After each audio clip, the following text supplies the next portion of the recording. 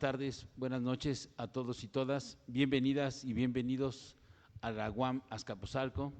Estamos en el edificio HO, tercer piso. Es la sala del Consejo de la División de Ciencias Sociales y Humanidades. Es un privilegio estar en esta sala transmitiendo. Nosotros somos parte del área Estado, Gobierno y Políticas Públicas en transición a Administración Política Decolonial. Como todos y todas saben, tenemos varios ciclos y ahorita vamos a tomar nuestra 10ª conferencia de nuestro ciclo de conferencias intempestivas del 2026. Este ciclo tiene ya 5 años que lo estamos realizando y nos ha servido para presentar análisis de coyuntura sobre diversos aspectos que nos parecen más que relevantes. El día de hoy contamos con el diplomático boliviano de carrera, Ricardo Aguirre Olmos, quien es candidato a doctor. Ahorita en un momento más haré la presentación, pero bienvenido, muchas gracias por estar aquí. Es un honor para nosotros su presencia. Contamos con la presencia del maestro Javier Huerta Jurado. Muchas gracias, diputado, maestro, un gusto siempre estar aquí con usted. Ayer tuvimos la fortuna de que nos diera una conferencia sobre nuestro ciclo de, ¿cómo se llama este ciclo que tuvimos ayer? Soberanía, exactamente, gracias a Millali. Bueno, contamos aquí con la presencia del doctor Ángel Eduardo Ramírez Nieves y todo el equipo técnico. Muchas gracias a la compañera de la división que nos hace esto posible, a los dos Lalos y a Mellali Casandra. Por otro lado están los alumnos del doctor Ángel Ramírez Nieves. Gracias por estar aquí, alumnas y alumnos del Departamento de Administración. Bueno, la conferencia de hoy es más que pertinente para nosotros. Tenemos una perspectiva latinoamericana muy central. Por un lado, cada uno de los integrantes del área, de la división y de la UAM con los que trabajamos, pues traen su trayectoria, su carrera, sus gustos. Y bueno, el día de hoy vamos a hablar de Bolivia, que me parece más que fundamental. Bolivia, una historia de crisis, rupturas y refundaciones. Y realmente si uno revisa la historia de Bolivia y se da uno cuenta que así es, ¿verdad? Y bueno, el candidato a doctor y que es un diplomático de carrera vinculado a la Cancillería de Bolivia por casi 20 años, aparte de ser candidato a doctor, Ricardo Aguirre Olmos, pues al final de cuentas trabaja en la Universidad Mayor de San Andrés, Bolivia. Ahí estudió, desarrolla una investigación sobre la crisis del orden liberal internacional y la reconfiguración de la seguridad internacional y los derechos humanos. Es maestro en Relaciones Internacionales y Diplomacia por la Academia Diplomática Plurinacional y licenciado en Ingeniería Comercial. Usted tiene una formación multidisciplinaria y muy ad hoc a lo que hacemos nosotros, indudablemente. Es un diplomático de carrera que cuenta con más de 15 años de experiencia en el Ministerio de Relaciones Exteriores de Bolivia. Se desempeñó como primer secretario y jefe de Cancillería en la Embajada de Bolivia en México y fue encargado de negocios en diversas ocasiones. A lo largo de su trayectoria ha trabajado en relaciones bilaterales y multilaterales, comercio exterior, cooperación internacional, asuntos económicos y gestión consular, representando a Bolivia ante organismos internacionales con sede en México. Bueno, entonces, como se dan cuenta, es un diplomático de carrera, tiene una gran trayectoria también como académico e investigador. Y bueno, le damos la palabra y bienvenido, por favor. Muchas gracias. Primero agradezco al profesor Huerta, a quien tengo el gusto de conocer y me tiene el gusto de apoyar, y nos apoya como hace más de 15 años por lo menos, nos conocemos. Muchas gracias, profesor. Y al profesor Núñez y al profesor Ramírez por la invitación. Entonces, si me permiten, sí, empezamos. Por favor, sí. Bueno, las diapositivas se pueden ver en la pantalla. Bueno, buenos días a todos, muchas gracias por la invitación.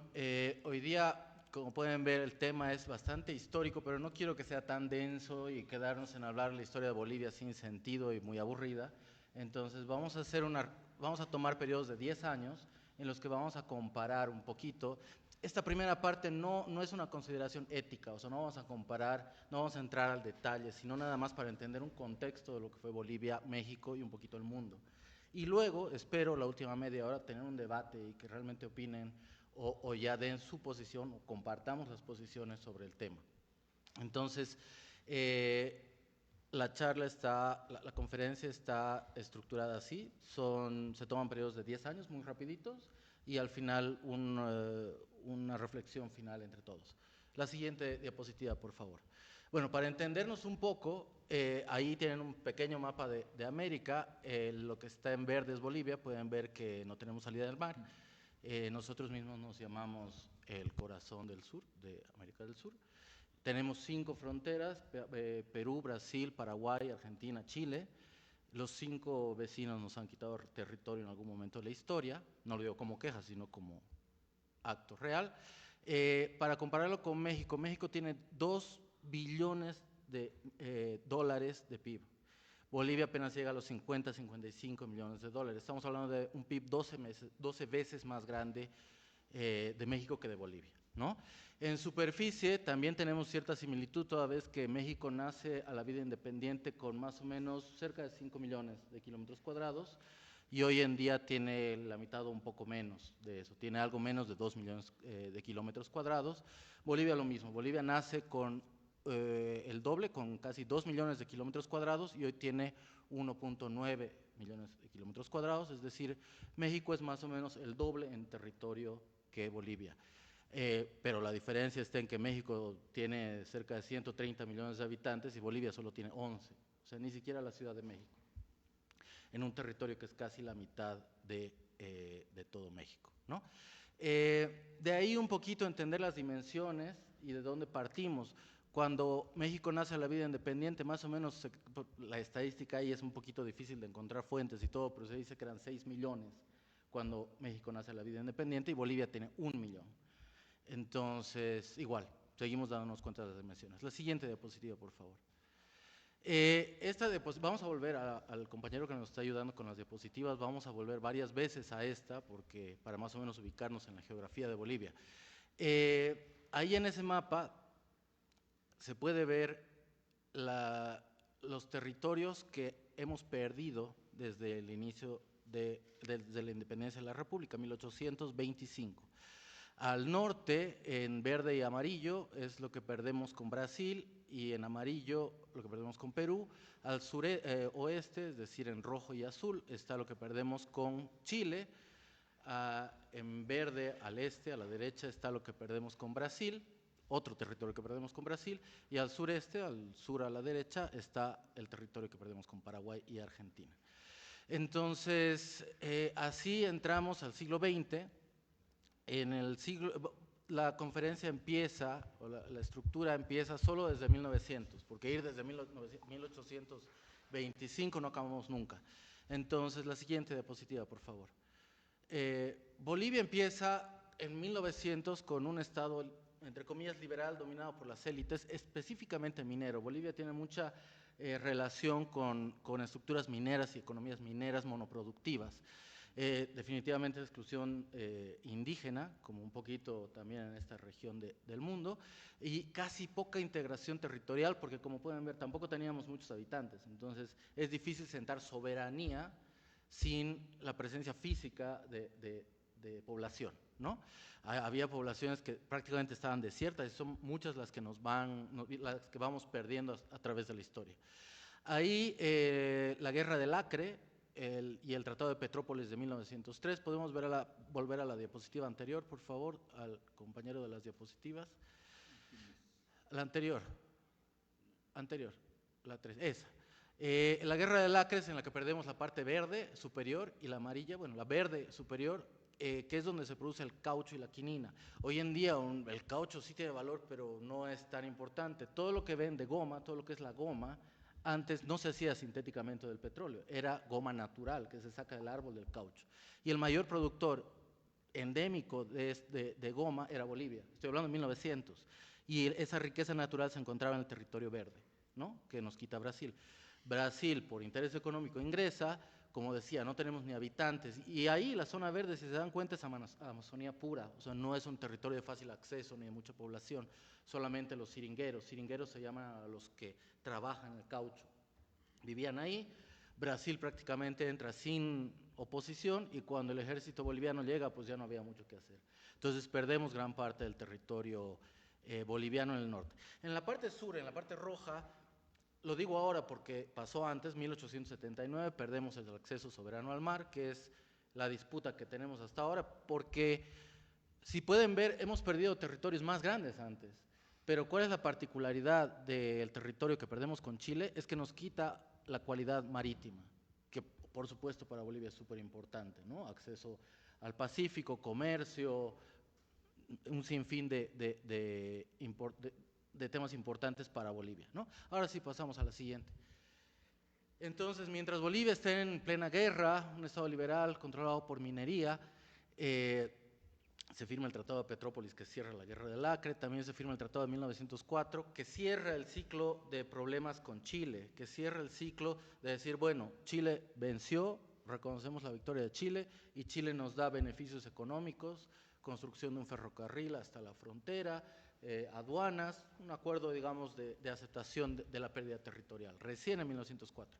Mientras que en México estamos terminando el porfiriato, estamos en cierta modernización para la época, ya empiezan a generarse ideas de la revolución, por supuesto, ya se va gestando la revolución, y en el mundo, por supuesto, las competencias coloniales, Francia, Reino Unido, andan peleándose, Bélgica, en África y en varios lugares, por la expansión de sus colonias. Inicia el Fordismo, el industrialismo. Fordismo viene de Ford, de la empresa Ford, es decir, la producción industrial en el mundo. En esa misma década, Estados Unidos cede a perpetuidad a Guantánamo y empieza en una incursión seria en el Caribe. Entonces, empezamos en una era de revoluciones, ¿no? Principalmente en México. La siguiente diapositiva, por favor. Bueno, como lo decíamos, México estamos en plena, ya en el 1910 al 19, México está en plena revolución, la caída del régimen porfirista, un hito que es imprescindible para entender no solo México, sino América Latina, es la Constitución de 1917, porque marca no solo para México, sino para América una línea de dónde va a ir el constitucionalismo y las reglas de juego en Latinoamérica. Fíjense que desde 1917 a la fecha estamos con la misma. Y es una constitución que para el momento en América es súper progresista, reivindica derechos sociales, reforma agraria, educación laica, gratuita, obligatoria y reivindica la soberanía, ¿no? Mientras que en Bolivia continúan las oligarquías e incluso crece más la oligarquía. Ahí tenemos una foto que, bueno, no se alcanza a distinguir muy bien las caras, pero se llamaron los varones del estaño. Xochitl, bueno, en orden, Simón Iturri Patiño, Xochitl y Aramayo. Estos tres personajes son conocidos como los varones del estaño. Son los personajes más ricos de la época, no en Bolivia, sino en el mundo.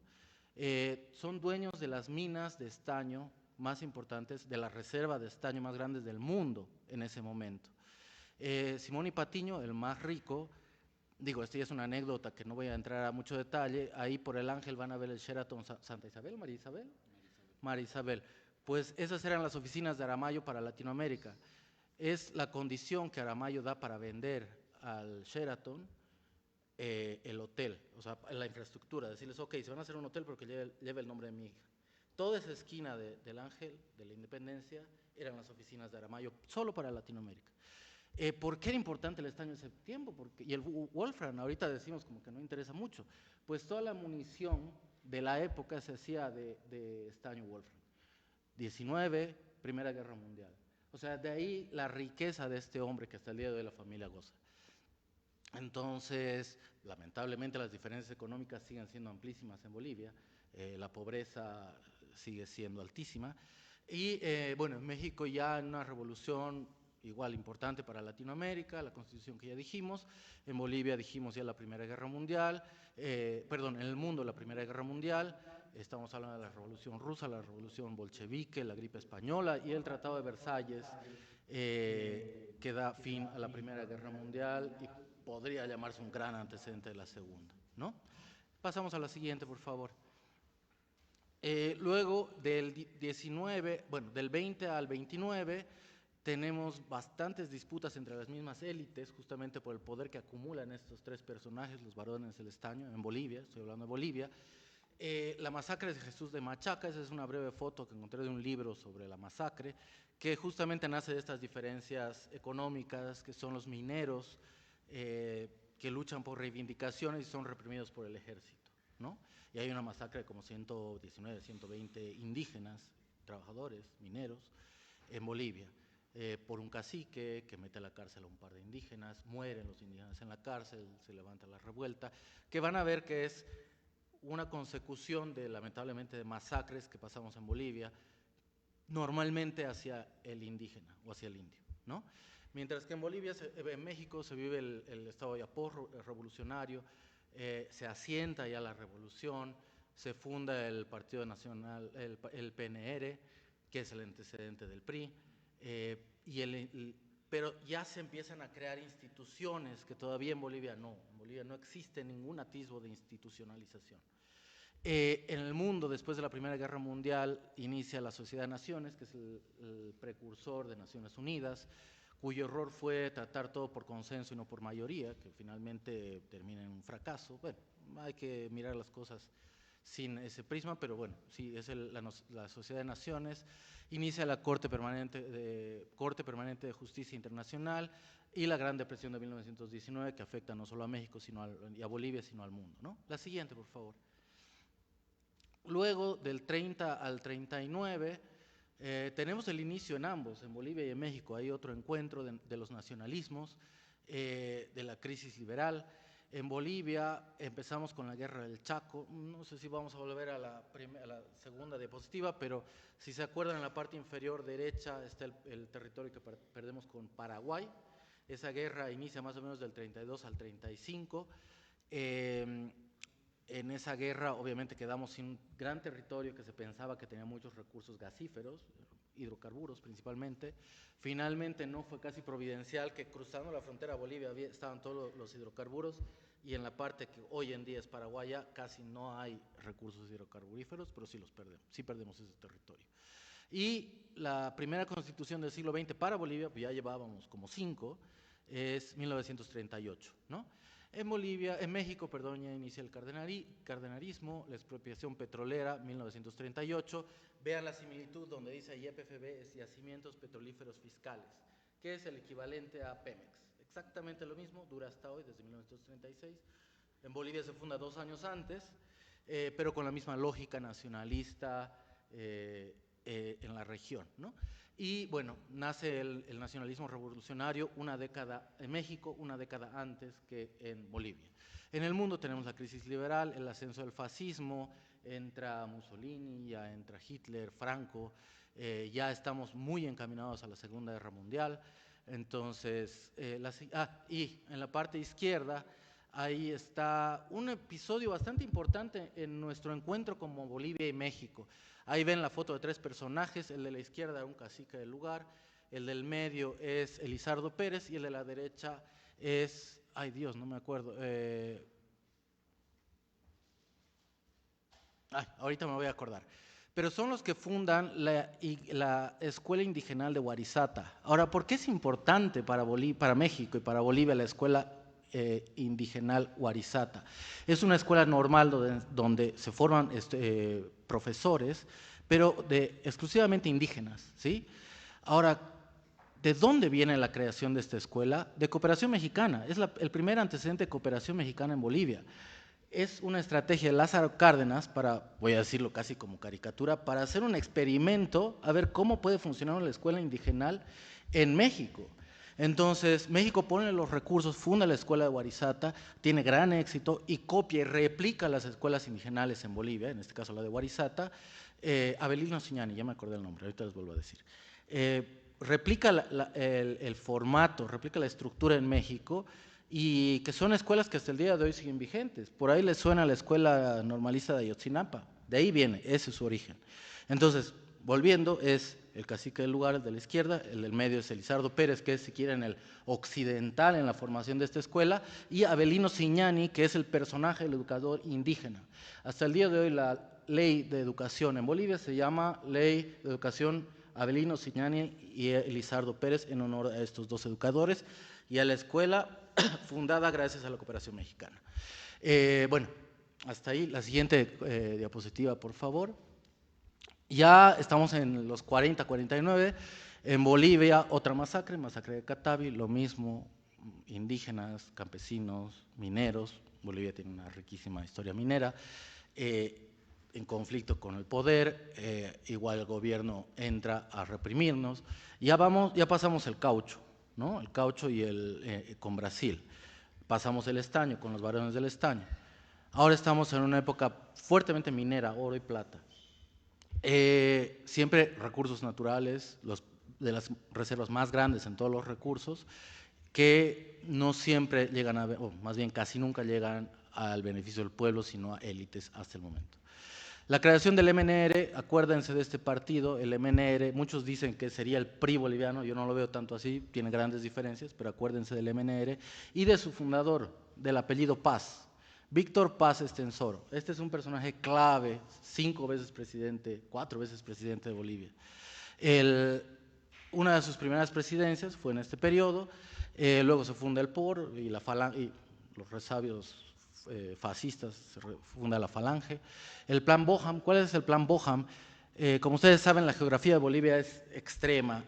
La ciudad, la sede de gobierno, La Paz, donde yo vengo, está a 4.000 metros sobre el nivel del mar. O sea, más alto que el pico del Nevado Toluca. 4.090 está el aeropuerto. Uno llega a 4.090 metros a la ciudad, está dentro de las cordilleras, es un muro que separa a la parte alta de la zona amazónica y de los valles. Entonces, geográficamente, conocernos, estoy hablando de 1940, era imposible. Construir una carretera de 4.000 metros al nivel del mar prácticamente, que es la Amazonía, es muy, muy difícil. Entonces, el plan Boham es el plan que se diseña a partir del gobierno del MNR para integrarnos, para llegar de La Paz a Santa Cruz, que son de las ciudades más importantes. Las ciudades más importantes son La Paz, Cochabamba y Santa Cruz, que serían como Ciudad de México, Guadalajara y Monterrey, por así decirlo, hoy en día. No podían ser vinculadas por nuestra geografía. Entonces, esa década es donde se inicia un plan a partir del gobierno para vincularlas. Para ir de La Paz a Santa Cruz uno tenía que salir a Brasil, volver a ingresar a Bolivia, volver a salir a Brasil. Era más fácil, Santa Cruz estaba más vinculada al Brasil que a Bolivia por las diferencias que teníamos, ¿no? Hace el primer congreso indigenal en 1945 y otra constitución. Vayan contando cuántas ya vamos. Constitución 1945, la tesis de Pulacayo, que es una tesis fundamental en la izquierda de América Latina, hasta el día de hoy, si pueden buscarla, es un documento fantástico, es una tesis que nace en un pueblo minero que está cerca del Salar de Uyuni, tiene 2 páginas, no tiene más, es un documento muy importante para esta época republicana. En México seguimos en un estado postrevolucionario, ya consolidando la revolución. Por supuesto, muchos acá estarán de acuerdo o en contra o podrán añadir o quitar muchos eventos históricos, no tengo duda. Simplemente quiero encontrar las similitudes y ya luego podemos conversar de otros hechos que ustedes puedan considerar que tienen importancia en este encuentro. Es el inicio del partido hegemónico, sin duda, y la transición de gobiernos militares a civiles. Gracias. En el mundo inicia la Segunda Guerra Mundial, 45 termina la Segunda Guerra Mundial, más bien. Es el origen de Naciones Unidas, donde Bolivia y México somos países fundadores. Un par de años después inicia la OEA, que es el ente rector en Latinoamérica. No es ente rector, es el ente que se crea a partir del Concierto Internacional para América Latina, la Organización de Estados Americanos. En el mundo, el sistema Bretton Woods, que es el sistema Bretton Woods, para hacerlo corto y claro, creación del Banco Mundial, FMI, patrón oro termina, empieza un monopolio del dólar en el comercio internacional y el acuerdo de comercio de bienes. ¿Por qué es importante este monopolio del comercio en dólares internacional? Porque Estados Unidos llega a un acuerdo con Arabia Saudita, entre otros, mayor productor de petróleo, y acuerdan hacer las transacciones exclusivamente en dólares. ¿Qué es lo que pasa? Excesiva cantidad de dólares en el mercado, empiezan a prestar dólares como locos, y ¿qué es lo que origina? Deudas increíbles, tanto en Bolivia como en México. ¿no? O sea, una de las épocas con mayor deuda en América. La siguiente diapositiva. Y el inicio de la Guerra Fría. La siguiente diapositiva, por favor. Del 50 al 59 se crea en Bolivia la COB. La COB es la Central Obrera Boliviana. Es el sindicato de los sindicatos. Es el padre de los sindicatos en Bolivia. Hasta el día de hoy sigue siendo el lugar donde se encuentra la mayor parte de sindicatos fabriles, obreros, mineros. El secretario general siempre debe ser un minero. Es de los más bueno, es el sindicato más importante de Bolivia. La marcha hacia el oriente es la segunda parte del Plan Boham, que hablábamos antes, es ya la construcción de la carretera de La Paz a Santa Cruz. Es decir, imagínense, recién nos conocemos de Oriente y Occidente, de La Paz a Santa Cruz, en la década de los 50. Antes no nos conocíamos las caras, antes éramos desconocidos entre mismos bolivianos. De ahí tanta separación y tan difícil sentar soberanía hasta 1950, ¿no? Así también el hecho más importante de lo que muchos podrían comparar o considerar lo que para México fue la revolución de 1910, para Bolivia fue la revolución de 1952. Igual el movimiento nacionalista revolucionario, el partido que les dije antes, con Víctor Paz Estenssoro a la cabeza, el nombre que les dije que se acuerden, acuérdense del apellido Paz, realiza la revolución boliviana. ¿Qué es la revolución nacional? 3 datos extremadamente importantes. Voto universal, un año antes que México. México fue en 1953, Bolivia en 1952. Voto universal, educación universal. Antes de esta época, indígenas no podían estudiar, o sea, imagínense, no estoy hablando hace 200 años, estamos hablando hace 70 años, un indígena no podía estudiar en Bolivia. Y revolución agraria, con el lema, la tierra es de quien la trabaja. Ahí se revierte mucha tierra a campesinos, muchos hacen análisis positivos o negativos del evento, pero es la revolución agraria. Entonces acuérdense, voto universal, educación universal, revolución agraria. En México a la vez ya se estaba consolidando más y más cada vez el PRI. El voto universal llega en el 53, prácticamente la misma época. Inician los primeros conflictos sociales, no los primeros, pero un conflicto importante en México, ferrocarrilero. En el mundo seguíamos con la Guerra Fría. Inicios de la supuesta, digo supuesta porque creo que nunca se logró ni se consolidó correctamente, procesos de descolonización en el mundo, donde las potencias colonizadoras, Bélgica, Francia, Reino Unido, España, ese tiempo ya casi no, devolvían los espacios colonizados a los pueblos del lugar e inicia la Revolución Cubana, 1959. Sin duda para nosotros, por supuesto, el evento más importante fue la Revolución del 52. La siguiente, por favor. ¿Cómo vamos de tiempo? Vamos bien. Luego entramos al 60, al 69. Rompemos oficialmente las relaciones diplomáticas con Chile por la Guerra del Pacífico, que ya les dije fue en 1879, imagínense, casi una centena de años después. Inicia el ciclo militar. Cuando digo inicia el ciclo militar de Bolivia, desde el 64 termina en Bolivia el 80 ¿no? El 81-82. Muchos dicen que el Plan Cóndor, saben lo que es el Plan Cóndor, el plan de Estados Unidos, de la CIA, para imponer dictaduras militares y control de los países en Sudamérica y evitar el ingreso del supuesto comunismo en ese momento, ¿no? Si se dice que el Plan Cóndor inicia el 79, yo diría que empieza el 64, pero voy a respetar a las fuentes que dicen que empieza en los 70.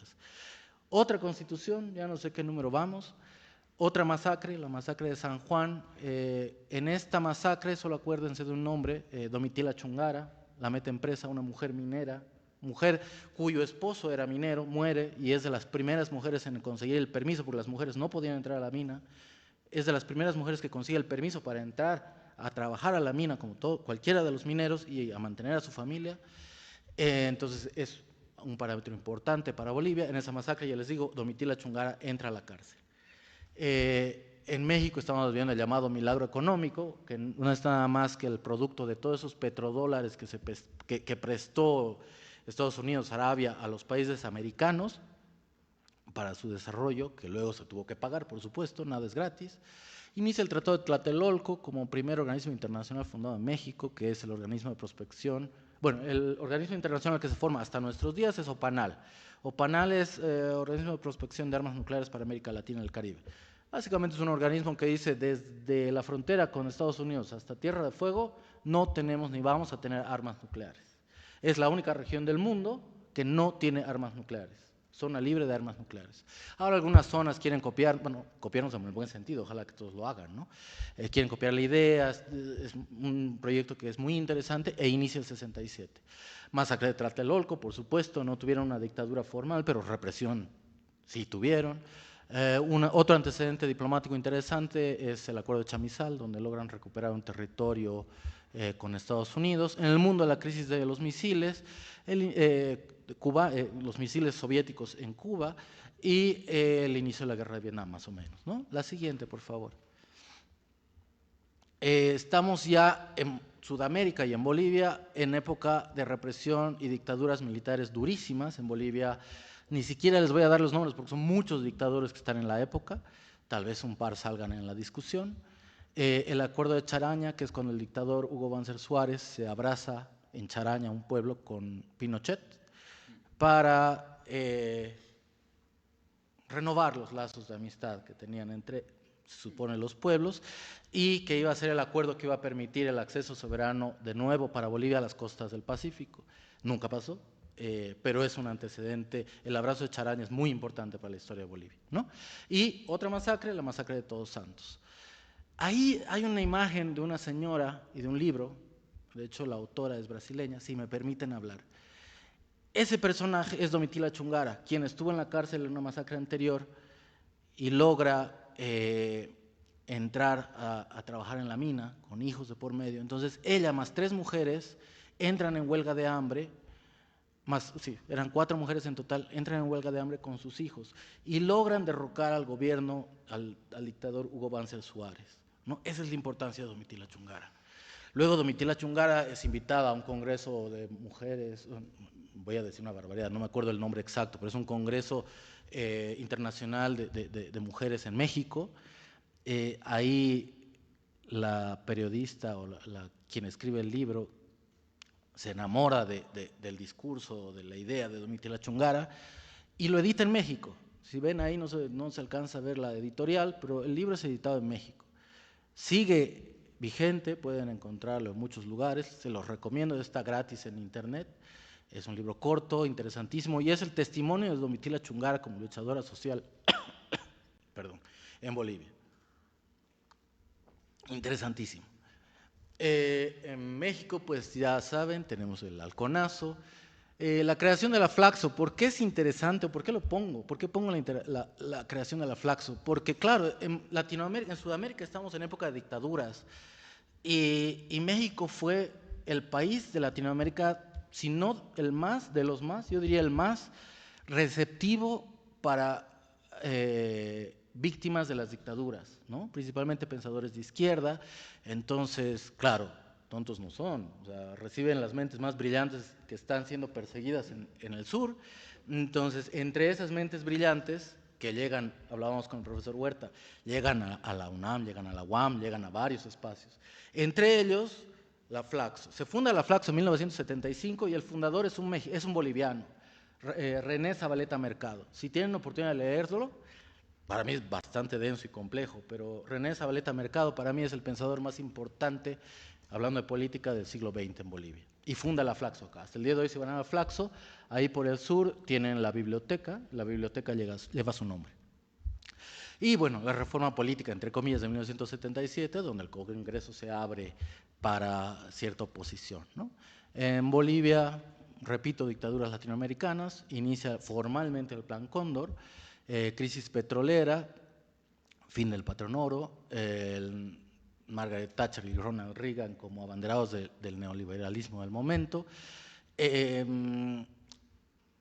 Ya les digo, ahí nos encontramos porque si bien no tuvieron dictadura, también tuvieron algo de autoritarismo por ahí, ¿no? Don Díaz Ordaz. Vamos a la siguiente, por favor.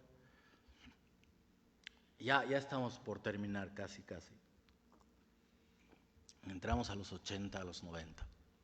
En Bolivia el último golpe de Estado, a veces lo llaman el golpe de la cocaína, un golpe de salud, un golpe que dura poco, dura un par de años, de García Meza, que da el fin de las dictaduras. Posteriormente, la vuelta a la democracia después de tantos años entra con Siles Suazo.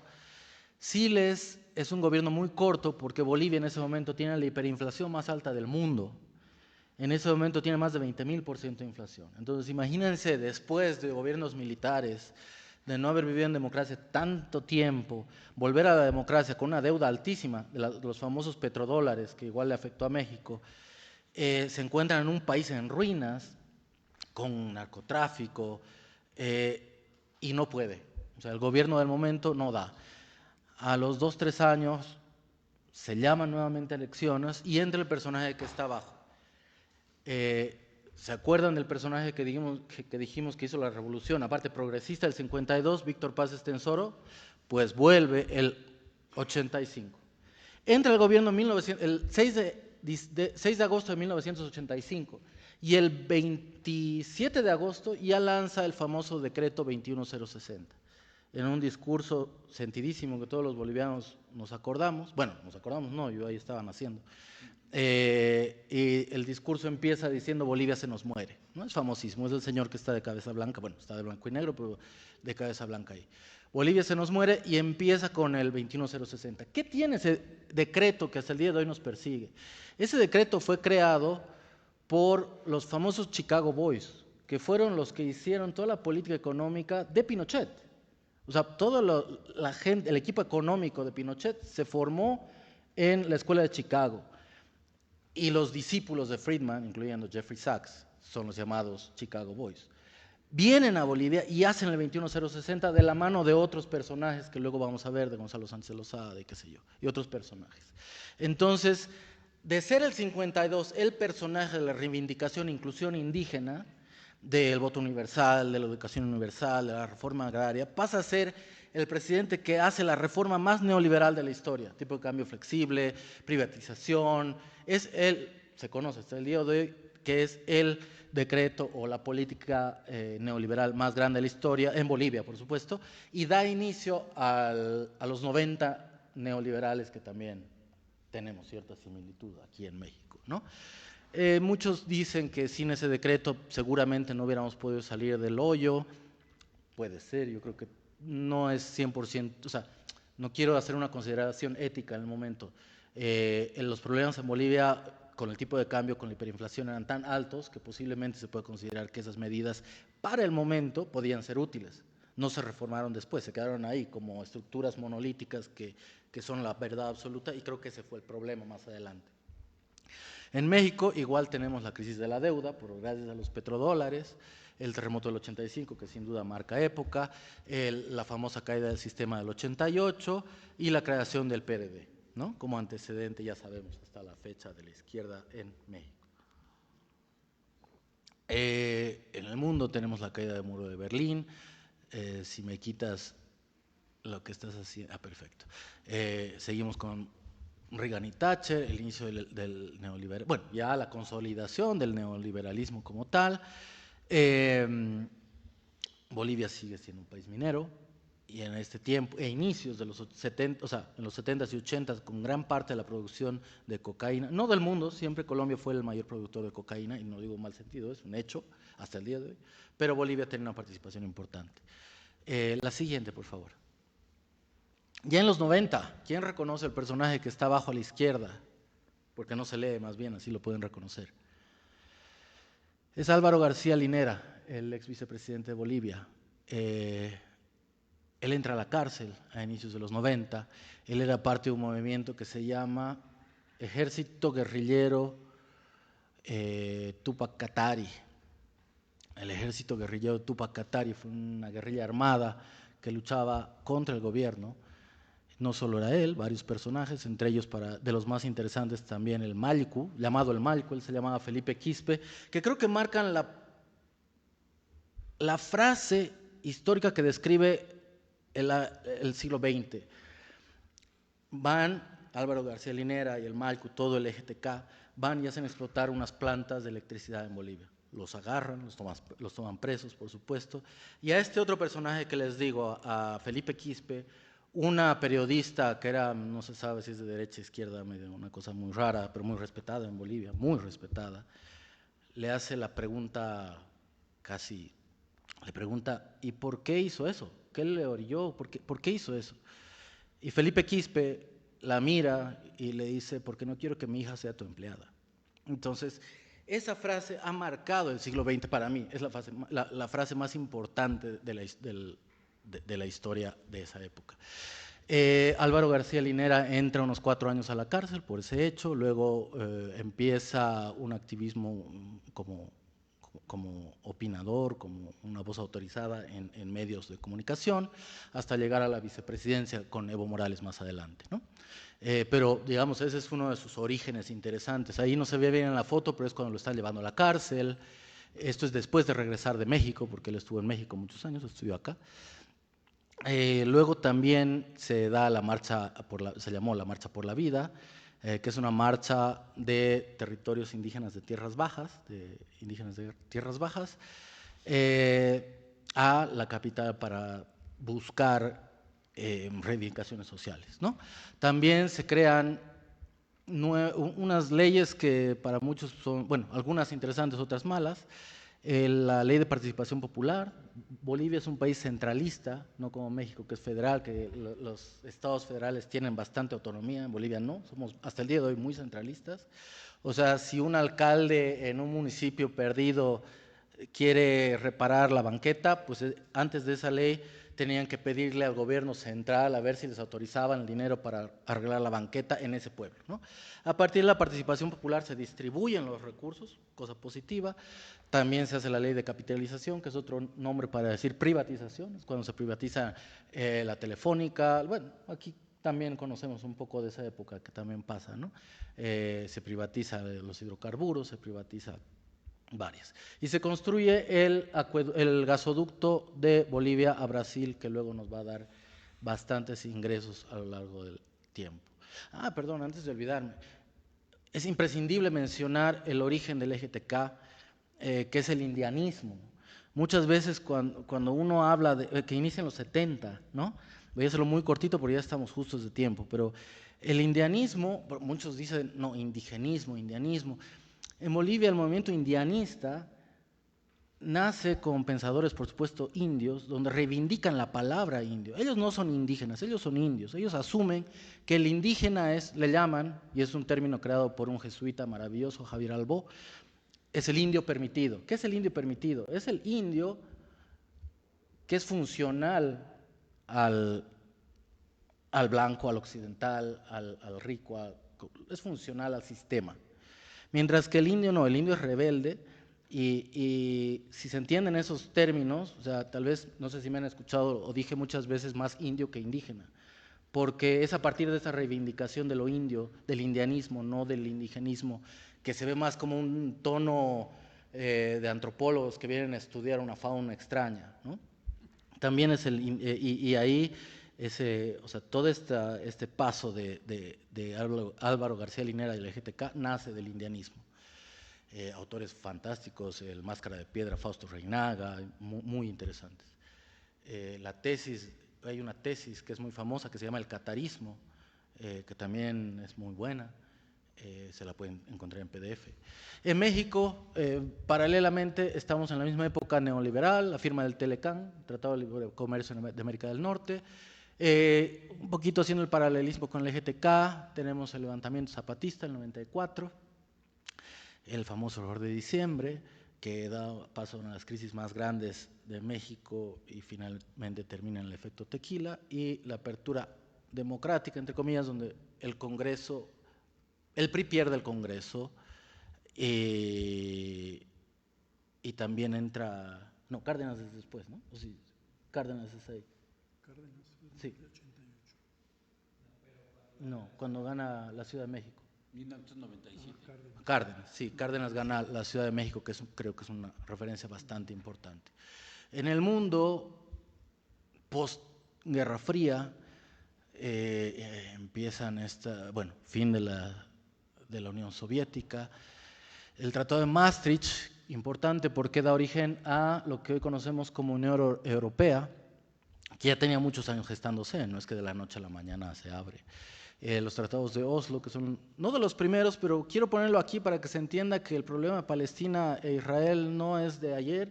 Este es uno de tantos acuerdos desde la Segunda Guerra Mundial, donde se acuerdan, no sé, mínimos para funcionar en el Medio Oriente. Y el Tratado de Kioto, que da pie se puede considerar uno de los inicios de la preocupación ambiental en el mundo, ¿no? Es el primer tratado de medio ambiente multilateral y donde se supone, porque es anterior, por supuesto, pues donde se inicia el proceso de cuidado del medio ambiente en el mundo, ¿no? Y el genocidio en Ruanda, ¿por qué lo pongo? Porque me parece que vemos que desde el 45, desde el origen de Naciones Unidas, uno de los 6 subsistemas es el subsistema fiduciario. ¿De qué se encarga este sistema fiduciario que nadie se acuerda y no existe casi? Es sobre devolver las colonias a los países originales, o a los originarios de los países más bien. Y vemos que en el 94 seguimos con problemas de colonización, donde Bélgica no se hace cargo. ¿Cuántos años después de los supuestos procesos de descolonización seguimos en estos problemas? Nada más como apunte de que el mundo, pues hasta el día de hoy seguimos con estos problemas, ¿no? La siguiente, por favor. Ya acercándonos a la fecha,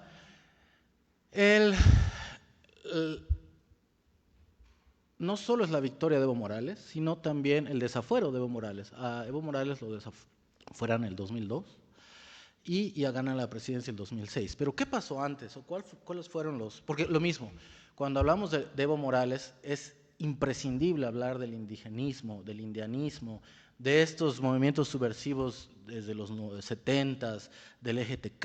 O sea, Evo Morales es un producto histórico. Igual no nació de la noche a la mañana por su gran carisma, que también lo tiene sin duda, pero Evo Morales nace de si no era Evo Morales podía ser tal vez otro líder, pero esto se viene gestando en Bolivia desde hace mucho tiempo. De ahí quiero darles el contexto de la historia. El 2000 hay una guerra, la Guerra del Agua, en la ciudad de Cochabamba, que es el centro del país. En esta época de privatizaciones, se privatiza el agua, la privatiza una empresa francesa, que prohíbe acumular agua de lluvia, y a la gente que acumula agua de lluvia les cobra por acumular ellos mismos agua de lluvia. Entonces se desata una guerra, muchos muertos. Ahí, si tienen tiempo, la vieron, hay una película con Gael García que se llama ¿Y también la lluvia? Y la lluvia también, y también la lluvia. Está interesante, habla específicamente sobre la guerra del agua en Bolivia. El 2003, la guerra del gas, Bolivia, como siempre, vinculada a recursos naturales. Y también la lluvia, ¿no? Sí, exacto, esa película. El 2003, en la guerra del gas, descubrimos los yacimientos de gas natural más grandes de América Latina. Se industrializan, antes estoy hablando de los 90, y el 2003 específicamente hay una idea de exportar gas a Estados Unidos y a México por puertos chilenos. Sabrán que nuestra historia con Chile no es de las más amigables, entonces el gobierno sigue empujando en llevar la exportación de gas a través de Chile. El pueblo se levanta, hay más de 70 muertos, y es la salida del presidente que se llamaba Gonzalo Sánchez, o se llama, ayer cumplió años, 94 años creo, del presidente que se llama Gonzalo Sánchez de Lozada, que fue parte del equipo que hizo el decreto 21060 del 85, casualmente, ¿no? Entonces, sí, tenemos personajes bastante contradictorios, aparte del mismo partido que les dije que se acuerdan, el Movimiento Nacionalista Revolucionario. El 2006, con la victoria de Evo Morales, después de que se va Gonzalo Sánchez de Lozada, entra Carlos Mesa, el vicepresidente, y termina el mandato Rodríguez Belcé, que en ese momento era el presidente de la Corte Suprema de Justicia. Evo Morales toma el poder, ahí está en la foto con el vicepresidente Álvaro García Linera. Se da la nacionalización de los hidrocarburos, donde más o menos la fórmula es esta. En ese momento, con la privatización, yacimientos petrolíferos fiscales, nuestro Pemex, tenía o recibía solo el 18% de las regalías de la explotación de hidrocarburos. Yacimientos recibía solo el 18%, y las transnacionales, las extranjeras, recibían el 82%. Entonces, ¿qué se hace o qué es realmente la nacionalización de los hidrocarburos? Porque hay igual mucho debate sobre el tema, que fue o no fue nacionalización, da igual. Específicamente lo que hacen es decir, bueno, vamos a hacer la fórmula al revés. Ustedes petroleras se llevan el 18 y a nosotros nos dejan el 82. Casualidades del destino, el gas se va por los cielos y tenemos el auge económico más grande que tiene la historia de Bolivia a partir de esa fecha. La crisis autonómica es más o menos lo mismo que hablábamos. Bolivia es un país unitario y bastante centralista hasta el día de hoy. Y el 2009, otra constitución, ya no sé cuántas vamos. En esa constitución, principalmente, bueno, ahí surgen dos monstruos, ¿no? El primer monstruo, más bien un monstruo, la vuelta al racismo extremo, porque la Asamblea Constituyente, es decir, la elección de quienes van a discutir la Constitución, se lleva a cabo en una ciudad que se llama Sucre, que es la capital histórica de Bolivia, y ahí surgen unos temas de racismo, de indios contra no indios, terrible. Es una constitución muy peleada, muy sacrificada en vidas humanas. Finalmente se termina la constitución en otra ciudad que se llama Oruro. Y de los temas más importantes, como que por supuesto está la reivindicación de los pueblos indígenas, ahí en la constitución es interesante ver que describen al ciudadano y al indígena no como solo indígena, o como, dice indígena originario campesino, así, sin comas y sin i, es indígena originario campesino, como unión indivisible. Muy interesante. Y también, a partir de esta, aparte de varias cosas importantes para Bolivia, esta constitución abre la reforma judicial para la elección de jueces, que les debe sonar también un poquito a ustedes últimamente, ¿no? Luego podemos hablar del éxito o el fracaso de esta en Bolivia. En México, la alternancia, ya tenemos que terminar. En México, la alternancia presidencial del 2000, primera vez que, cerramos más bien un ciclo del PRI, la marcha del EZLN, el desafuero de López Obrador del 2005, que da pie a su elección, bueno, no es que da pie, sino es un antecedente que se recuerda, y luego su elección en 2006, la guerra contra el narcotráfico, la famosa, y la pandemia del AH1N1.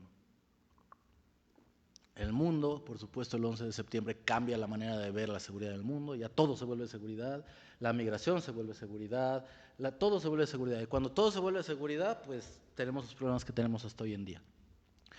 La guerra de Afganistán, la guerra de Irak, el giro progresista en Sudamérica, principalmente en Sudamérica, la crisis financiera del 2008,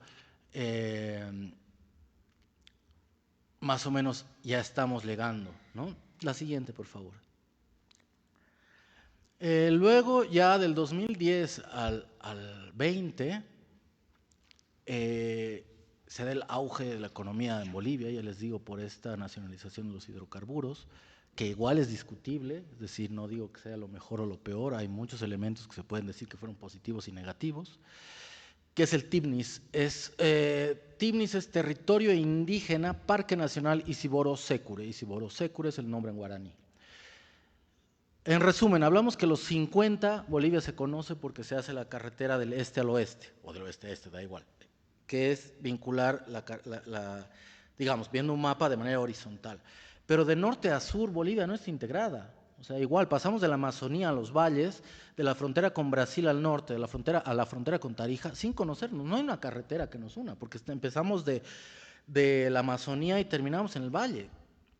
Y tiene la iniciativa de hacer una carretera que los vincule de norte a sur. Suena lógico, suena positivo. El problema es que para hacer esa carretera se pasaba por este parque, que es una de las reservas naturales y de biodiversidad más importantes de Bolivia, el famoso TIBNIS. Es un problema enorme, yo creo que de los problemas más importantes que tuvo el gobierno de Morales, donde los indígenas le doblan el brazo y logran que no se construya la carretera. Pero es un antecedente muy importante. Si bien ya se sabía que Bolivia tenía litio, pero es cuando se sabe que tenía litio y mucho litio en el Salar de Uyuni, es cuando se confirma las reservas más grandes de litio del mundo están en Bolivia. Pasamos del caucho, bueno, incluso si nos vamos antes, en la Guerra del Pacífico, del guano y el salitre, que era combustible y fertilizante, pasamos al caucho, a la goma, pasamos al estaño, oro, plata, gas natural, ahora estamos en el litio. Nuestra historia siempre, y claro, esto ya para entender lo que pasa hoy en día, ¿no? Siempre la historia ha estado vinculada a que las oligarquías X, Y, Z toman los recursos naturales, ganan, lucran sobre ellos, y en general el pueblo es el que sigue quedándose pobre porque Bolivia sigue siendo pobre. Y ahora con el litio dicen, no, vamos a industrializarlo, vamos a hacer nosotros. Bolivia YLB, que es Yacimientos de Litio Boliviano, es previo a Litiomex. La ley de litio boliviano es previa a la ley de minería en México, o sea, porque los descubrimos antes. Pero hasta ahora ha sido muy difícil, no hemos desarrollado casi nada de la industria del litio. Ese es un tema muy, muy importante para analizar, para discutir por qué, pero bueno. Luego viene el fatídico 21F, se llamó así, el 21 de febrero del 2016, donde Evo Morales gana el 2006. El 2009, toda vez que tenemos una nueva constitución, se llama nuevamente a elecciones, porque tenemos unas nuevas reglas de juego. Entonces se llama nuevamente a elecciones, porque la nueva constitución permite una reelección. La vuelve a ganar Evo Morales el 2009, y va a su segunda elección el 2004, porque en Bolivia son 5 años, no son 6 años de gobierno. Va a su segunda elección bajo el Estado Plurinacional de Bolivia, es decir, la Constitución del 2009, el 2004, y la gana. Y el 2016 abre un referéndum y le pregunta al pueblo si quieren que Evo Morales pueda ser reelecto o reelegido el 2019. Pues pierde. No importa por un voto, pero pierde en el referéndum. Pierde, y luego, pues con unos encuentros con la OEA, con Almagro, otro personaje muy famoso, logra una resolución donde la OEA indica que la reelección, o más bien la elección, ser candidato es un derecho humano, que no puede ser violado por una constitución. Es una cosa muy extraña, igual abierta a debate. Entonces, a pesar de que Evo Morales pierde el referéndum del 2016, va a la reelección amparado por esta resolución de la OEA. El 2019 se llevan a cabo las elecciones. Más allá, o sea, ya llega con el problema, la carga de que no querían, o sea, de que quienes votaron por el no, pues obviamente van en contra o no están de acuerdo con la elección de Evo Morales, la postulación de Evo Morales.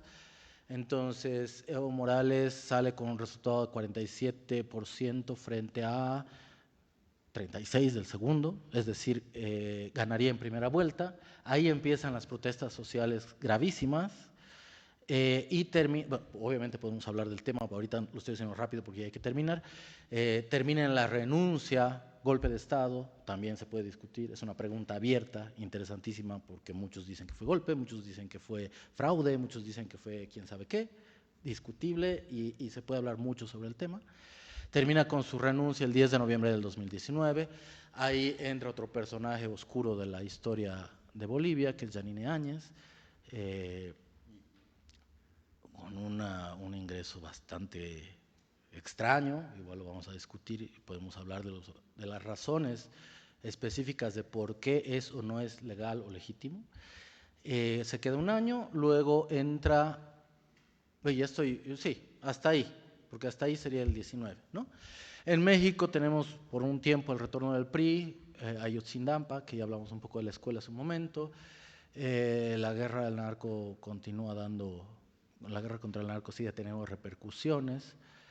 Es el fin del bipartidismo, López Obrador ya entra como presidente. En el mundo empieza la crisis del orden liberal, es decir, esto de Naciones Unidas ya a todo el mundo le suena extraño porque ya nadie la respeta, no cumple muchas funciones, la mayor parte del dinero que tiene se lo gasta en la gestión y en los funcionarios y no para lo que está destinado. El Brexit entra en la primera gestión Trump. Y bueno, así nos encontramos. La siguiente, por favor. Terminando con los últimos 5 años, la pandemia, la crisis y el fin de ciclo. El retorno del MAS, el 2020 retorna el Movimiento al Socialismo, el partido que originalmente es de Evo Morales, y retorna su ministro de Economía, es el que gana la elección, Luis Arce, y gobierna del 2020 al 25, o sea, hasta diciembre del año pasado. Perdón, noviembre del año pasado, el 8 de noviembre del año pasado. En ese gobierno existe una fractura interna política entre facciones del mismo movimiento al socialismo. Evo Morales al inicio apoya, se distancia, se pelean, temas muy complejos que hasta el día de hoy no están resueltos, justamente ya estamos en la actualidad. Gana Rodrigo Paz Pereira, no sé si se acuerdan del apellido Paz, Víctor Paz Estenssoro, el que hace la revolución del 52, el que hace el decreto 21060.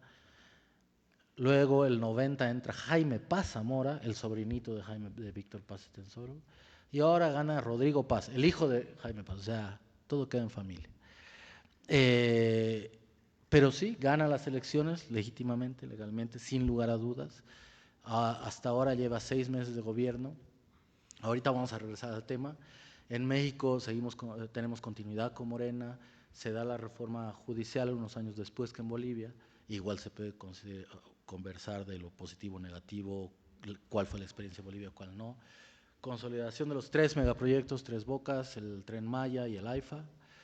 En el mundo, por supuesto, el COVID, guerra de Ucrania, crisis del orden internacional, Latinoamérica vira a la derecha, los pactos de Abraham, y bueno, el conflicto con Israel, Palestina e Israel, entre otros, porque hay muchos conflictos que ni se nombran, pero existen, ¿no? Entonces, volvemos a Bolivia y yo creo que ya vamos a la última. Por cierto, si ven un uniforme extraño del vicepresidente es porque era policía, era capitán. Él dice que él renunció, algunos dicen que lo expulsaron, entonces fue su mayor placer y demostrar a sus anteriores jefes que él seguía teniendo el poder utilizando el uniforme de policía. Bueno, la siguiente, por favor. Ya estamos terminando. Entonces, viendo las etapas de encuentros y rupturas que tuvimos Bolivia y México, vaya, la foto está muy bonita, es en la guerra del gas se tomó esa foto, una mujer indígena, india, agarrando la bandera de Bolivia entre gases lacrimógenos. Entonces, ¿qué está pasando ahorita? Y ahí empezamos las preguntas que quisiera conversar con ustedes. ¿Qué está pasando? ¿Estamos virando de nuevo a la derecha? ¿Es solo una transición? ¿Esto va a durar? A mí me invitaron a esta conferencia hace un par de semanas donde seguíamos en un bloqueo de 52 días, 50 y tantos días. O sea, la ciudad de La Paz, la ciudad sede de gobierno, no la capital, la sede de gobierno, no es como México que es un valle todo, pero tienes muchos accesos, salidas, entradas. Como les decía, tiene una pared de más de 4.000 metros, que es la cordillera de los Andes, la cordillera occidental y la cordillera oriental, donde tiene 2 o 3 entradas. Si, como en este caso, las protestas sociales cierran esas 2 o 3 entradas, no entra hidrocarburos, no entra comida, no entra nada. No es la primera vez que pasa esto. Ya, la gente no es tonta, ya los primeros antecedentes son previos incluso a la fundación del Estado, previos a 1825, en el Cerco a la Paz, donde cercan, en el primer Cerco a la Paz de Túpac Katari, Bartolina Sisa, cercan 119 días, si no me equivoco, 104 días a toda la ciudad en la época de la colonia. Y muchos españoles murieron hasta que llegaron tropas españolas para sacar a los indígenas revolucionarios del momento. Entonces hacen lo mismo ahora. Cercan la ciudad de La Paz, por 52 días no tienen gasolina, no tienen nada. Mi ciudad, donde yo nací. Entonces, la verdad que cuando yo fui invitado, yo no sabía si iba a hablar del gobierno actual o del gobierno nuevo, porque así estamos. Muchos dicen que, el gobierno actual abre un estado de sitio, un estado de excepción, que es básicamente una restricción de los derechos humanos. Poniendo un ejemplo a grandes rasgos para que se den cuenta, porque creo que acá no es muy común o nunca se ha dado, o no sé hace cuánto no se da, pero ¿qué es la restricción de los derechos humanos? Nada de fiestas, nada de alcohol, no se puede salir a la calle entre 10 de la noche y, 5 de la mañana, no se pueden reunir más de 5 personas en la calle porque todo eso se considera subversivo y pueden ser susceptibles a entrar a la cárcel. Medio que lo aflojó un poquito y ha dejado algunas, aparte solo en algunas zonas se puede, otros no, o sea, como que ha relativizado un poco el estado de excepción. Ahora ya no se llama estado de sitio, ahora se llama estado de excepción, pero es lo mismo. Entonces, no fue el fin del conflicto. La negociación, bloquear, cerrar la ciudad por 52 días no es fácil solo para los bloqueados, sino también para los bloqueadores. Familia, comida, recursos. Entonces, ambos estaban cansados, ambos estaban ya hartos de la situación. Pero no creo que sea una victoria para nadie, porque murió gente, murieron más de 10 personas. Se puede analizar y hablar de qué lado fue quienes murieron, es decir, unos se echan la culpa, cada quien se echa la culpa, por supuesto. Pero sí, estamos, yo creo, esto digo, es mi cosecha, no es que se lo tenga asumido, pero creo nada más un espacio de reorganizarnos, de volver a los lugares de origen, para volver a las protestas después de que termine este estado de sitio en 1, 2, 3 meses, ¿no? Entonces, digo, de todo corazón, espero que a mi país le vaya bien, ¿no? Por supuesto. Pero no creo que sea el último conflicto que haya en el año. Yo creo que la paz va a ser muy corta y relativa. Aparte, por supuesto, un bloqueo de 52 días, o creo que 53, ha complicado muchísimo la economía, ¿no? La siguiente, por favor. Ya con eso terminamos. ¿Por qué dice capitalismo para todos? Esa frase es medio extraña, ¿no? Rarísima. Pues bueno, como aquí fue, el lema de Morena fue primero los pobres, ¿no? Para todos, primero los pobres.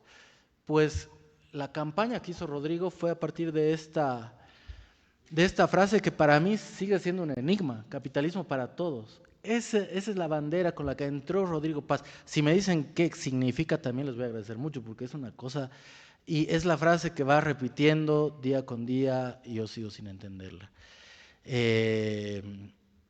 Ahora más o menos podemos hablar y podemos entendernos históricamente de lo que pasó en nuestros países. Sé que faltan muchos hechos, incluso si se ponen a pensar, dejé la guerrilla de Ñancabazú, porque se me olvidó, de hecho, la muerte del Che, el 67, pero más o menos creo que encontramos muchas similitudes y diferencias entre los dos países.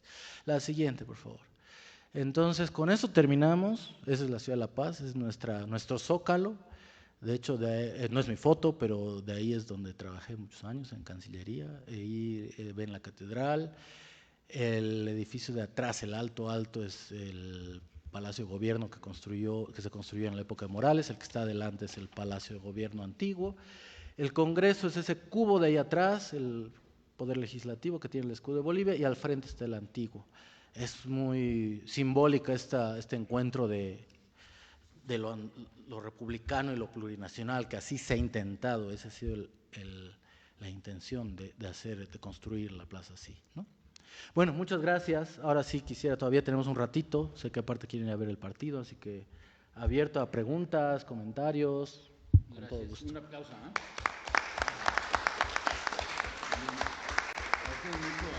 Ricardo Aguirre Olmos, le agradecemos mucho a Ricardo Aguirre Olmos, vinculado a la Cancillería Bolivariana por casi 20 años. Su plática, que para nosotros resulta más que interesante y pertinente por varios elementos. América Latina, después de vivir 2 ciclos de gobiernos progresistas, el día de hoy, hará ya unos 2 años más o menos, empieza a vivir un asedio que yo denomino neonazi, así con esa categoría en específico, en donde la extrema derecha neonazi estadounidense ha decidido intervenir en los procesos políticos, sociales, económicos y culturales de los países latinoamericanos, Argentina, por supuesto, Bolivia, Ecuador, Perú, etcétera. Y bueno, México está siendo amenazado por esa intervención. Y realmente el caso de Bolivia nos sirve para ilustrar este proceso, ¿no? Con lo último que planteaba Ricardo, esta expresión que parece inocente de capitalismo para todos. ¿Qué es el capitalismo para todos? Pues es la exclusión, por supuesto, es la marginación. Para la mayoría, sí, para las grandes mayorías. Oía un programa sobre Bolivia y decían, pues son 20 familias las que se benefician de la privatización de la pequeña propiedad de tierra, ¿no? Entonces, claro, cuando uno analiza eso, nosotros en México, ayer decía el diputado Huerta, durante 36 años de era neoliberal, no subió un solo peso el poder adquisitivo de las trabajadoras y los trabajadores, frente a un proceso de desempleo tremendo. Entonces, tener un salario mísero se podría haber considerado una fortuna. Y bueno, realmente eso es tremendo, ¿no? Entonces, estamos ante estas expresiones de Milei, ¿no? Así de Bukele, Noboa, etcétera, donde el capitalismo para todos es miseria, exclusión, marginación, represión, ¿no? Este estado de sitio. Oía que un gobernante boliviano decía, se trata de poner al Estado en su sitio, sí, o sea, reprimiendo, ¿no?, a la gente, lo cual me parece tremendo. Nosotros tenemos muchos trabajos al respecto, no sobre Bolivia, pero sí sobre México. Y bueno, no sé si los alumnos o las alumnas quieran hacer alguna pregunta, los ayudantes del área, las ayudantes, aquí los colegas, el diputado Huerta. ¿No, nadie? Bueno, yo nada más, ya hay poco tiempo, Sí, muy poco y tiempo. yo creo que ya están cansados después de hora y cuarto de una conferencia. Pero yo les recomendaría que, creo que los videos se quedan ahí en el sitio de la área, que lo vuelvan a ver, y les pido que pongan atención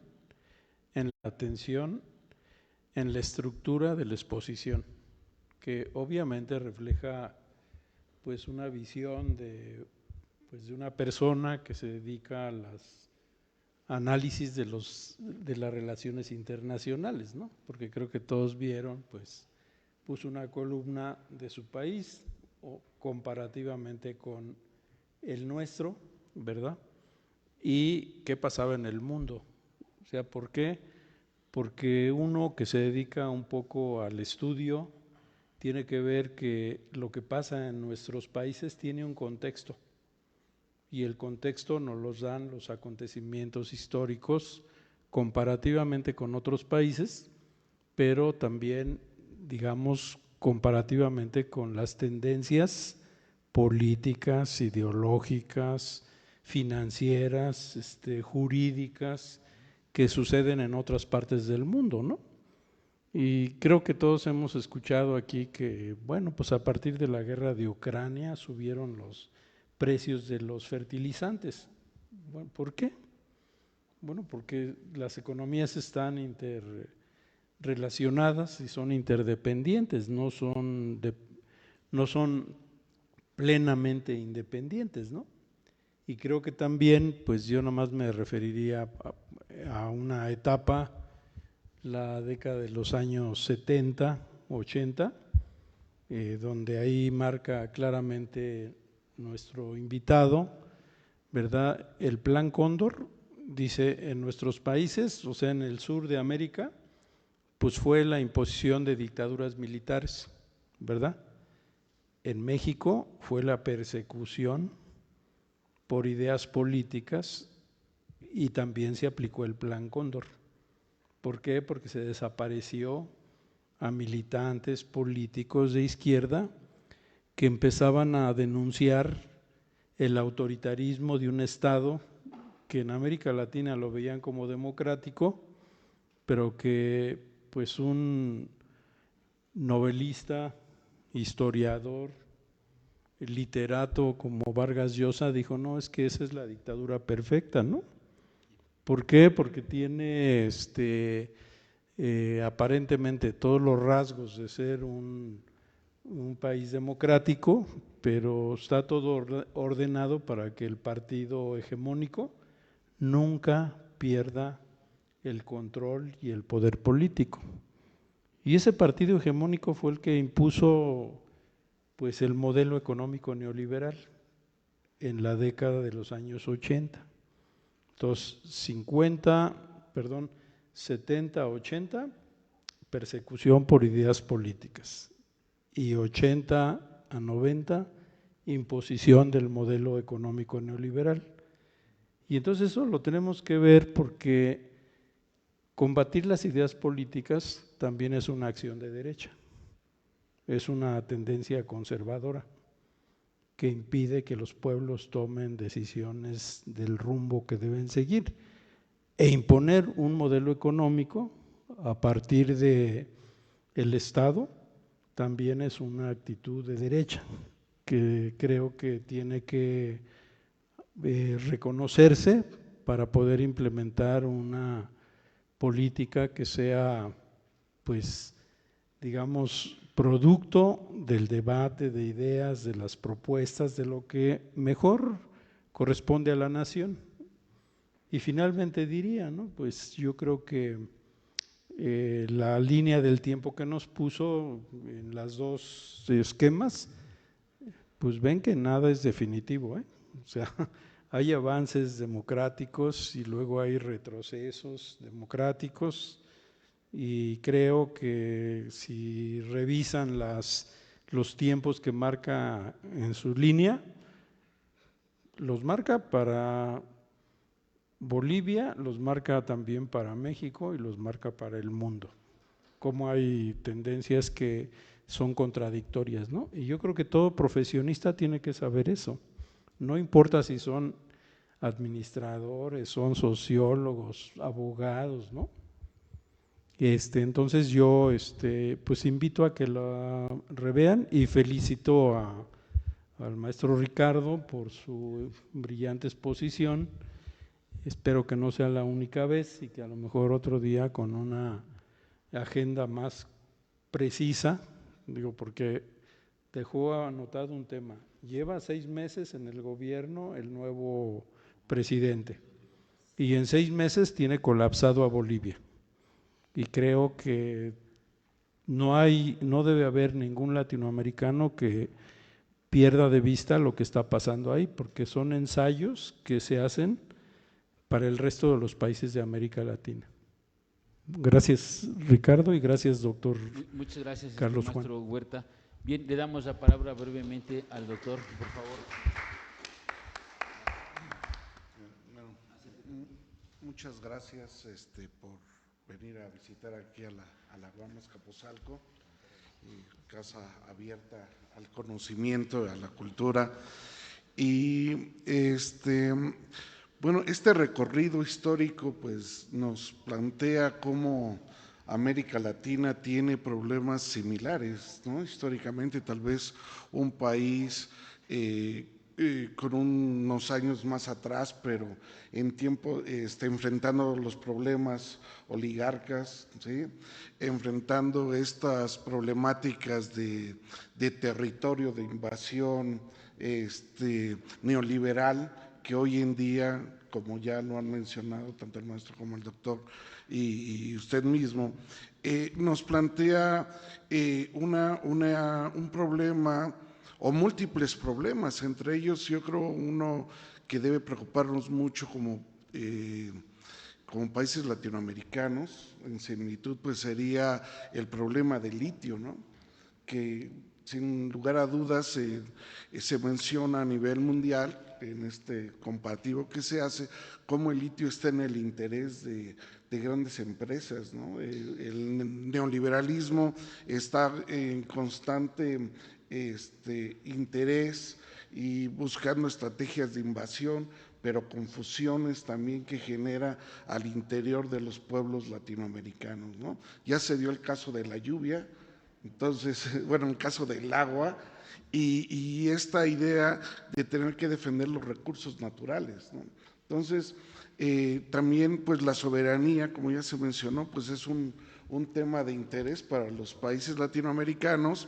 Y bueno, finalmente pues yo quisiera agradecer, porque sí se abren muchos temas de interés a la discusión que creo que merecen un poquito más de profundidad, y ojalá pudiera volver a venir a visitarnos aquí. Muchas gracias.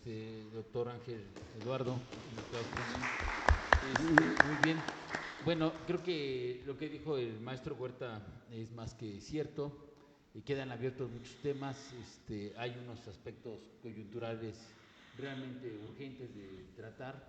Aquí en vivo y a todo color le extendemos una invitación al colega Ricardo Aguirre Olmos, para que pues venga y nos dé una plática sobre la coyuntura actual en Bolivia, ¿no? Sería más que interesante. Hay muchos temas, realmente lo que señaló el maestro Huerta hay que resaltarlo, el método de exposición es tremendo y una erudición tremenda la que tiene. Por un lado una línea histórica de varios siglos y por otro lado en 3 columnas, Bolivia, México y el mundo.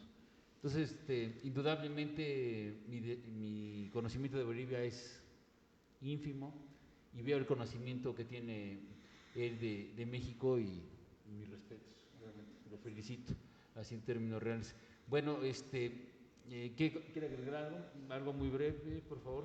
Pues agradecer a la UAM, agradecer al profesor Huerta, profesor Núñez, profesor Ramírez, yo encantado de venir a comprar. Efectivamente, por el tiempo, pues todo fue como muy por encima, hay tantas cosas, o sea, lo que quería abrir más bien era temas de debate para ver qué les interesa, porque obviamente no se pudo entrar a detalle a todos los temas, pero sí, lo que pasa en Bolivia, sí, hay muchos temas que podemos debatir o conversar acá, me encantaría volverlos a acompañar y muchas gracias por su invitación. Muchas gracias, de parte de la UAM, del área, pero sobre todo del pueblo de México, le vamos a hacer un obsequio aquí.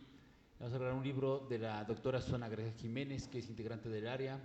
Los que acaban se acaban, Experiencia, Resistencia y Acción Colectiva en Pachuca y Ría del Monte, 1850-1900. Este es sobre minería y acción colectiva. Realmente le va a gustar y le recomiendo a todos. Este es un libro mío, Necropoder desde América Latina 2, Cuerpo, Pueblo, Territorio. Un libro colectivo del área, Cambio Climático 2, La Crisis y los Discursos de Sostenibilidad, coordinado por la doctora Susana García Jiménez y su servidor. Y por último, Neoliberalismo y Derechos Humanos 2, Despojo y Violencia versus Resistencia y Justicia, donde lo coordinamos, aparte de la doctora Susana, con una colega ecuatoriana a quien le mandamos un abrazo y un beso, la doctora Tania Alexandra Chicaiza Villalba. Muchas gracias y un aplauso y gracias por venir.